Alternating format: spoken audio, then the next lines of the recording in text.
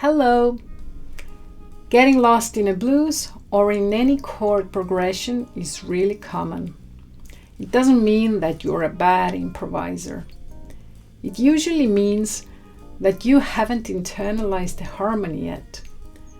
So when you start hearing the chords as a part of a harmonic story, the real transformation happens. Let's look at the easy blues.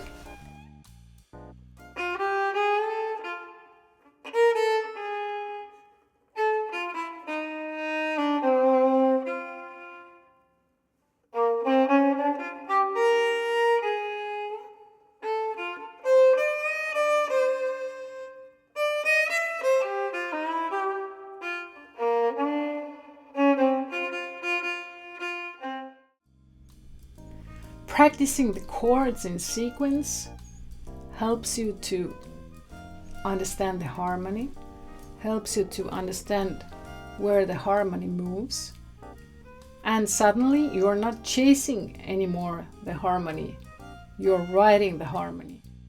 I'm gonna help you to understand about the blues form and about the jazz blues. So let's begin now to write down the blues chords. Blues form is 12-bar form. Divide these 12 bars into 3 lines. On each line, write 4 chords. On the first line, you get the first step, fourth step, first. On the second line, there is fourth, first. And on the third line, there is fifth, fourth, first. And in the last bar, I would put also the 5th chord to go back to the top again. Let's play it again with our instruments. First bar, F7, second bar, B flat, third bar and fourth bar, F7, fifth bar and sixth bar, B flat, F7, 7th, 8th bar, now C7 and B flat 7, and we go back to home, F7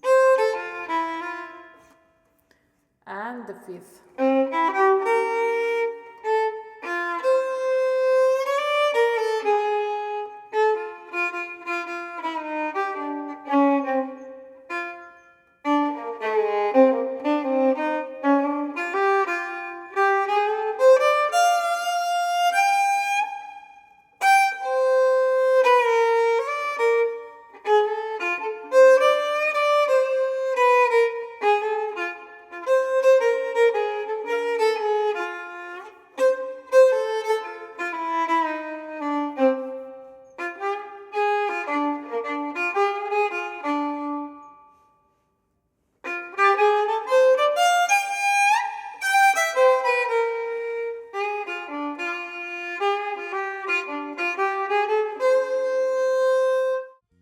Now let's take next step forward.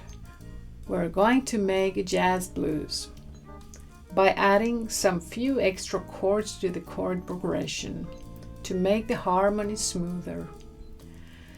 You probably know the song I Got Rhythm by George Gershwin. I got rhythm, I got music, I got my man, who could ask for anything more? In this song, you find rhythm changes. The song is made on rhythm changes, and that song became a template for countless jazz standards. Jazz musicians began to borrow this harmonic structure and make their own tunes out of it. We are gonna add a fifth, like a dominant chord before the first chord in 11th bar. 11th bar we have F7, so in the 10th bar there will be then C7. Before the 5th 7 chord or the dominant, there will be a second minor 7 chord. So in the 9th bar there will be then G minor 7. Now when we come to the 8th bar, there will be a 5th or the dominant chord to G minor 7. That would be then D7. And in the same 8th bar we put another chord still, and that would be a second, so we would get 7-5-1 progression, and the second chord would be A minor. So note that when we modulate to the minor chord, the second minor 7 will have always a flat 5th, because in minor there will be this, in G minor there is always an E flat present. So always when you see half diminished chord, the minor 7 with flat 5th means actually half diminished chord. Always when you see a half diminished chord, you know that you're gonna modulate to the minor. So when we look now, the two last bars, there will be this famous George Gershwin's Turnaround. F7 as first chord, D7 as sixth chord, G minor as second chord, and C7 as a fifth chord. We will make also a little change to the sixth bar. Instead of playing the same B flat 7 there, we're gonna play B natural diminished chord, and that would be like a the dominant chord to 5. So it is the replacement dominant chord to 5. Only the bass note is on the B. And of course we're gonna play through everything I just talked about. As well, you can find a free PDF cheat sheet in the comments. But first chord now, F7. Second, B flat. F7 again, 2 bars. B flat 7. Diminished B natural. Back to F7. Now the A half diminished and D. Now we are in G flat. C7. And the turnaround.